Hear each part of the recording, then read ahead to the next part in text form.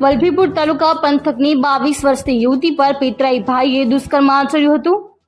યુવતીનું ટૂંકી સારવાર દરમિયાન આજે મોત નિપજતા પરિવારમાં શોકનો મોજો ફરી વળ્યો હતો। 5 દિવસ પહેલા યુવતીને ભાવનગર સટી હોસ્પિટલ ખસેડાઈ ત્યાં તેની હાલત નાજુક હોવાનું તબીબે જણાવ્યું હતું।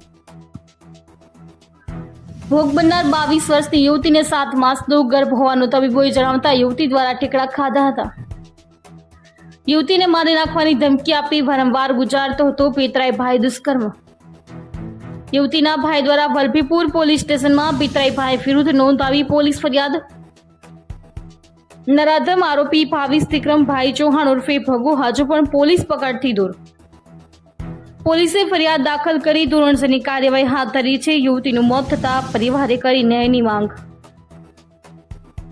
આરોપી જ્યાં સુધી ન પકડાય ત્યાં સુધી પરિવારના લોકોએ લાશ સ્વીકારવાનો ઇનકાર કર્યો હતો। ભાવનગર સટી હોસ્પિટલમાં યુવતીના સંબંધીઓ સહિત સમાજના લોકો થયા એકઠા।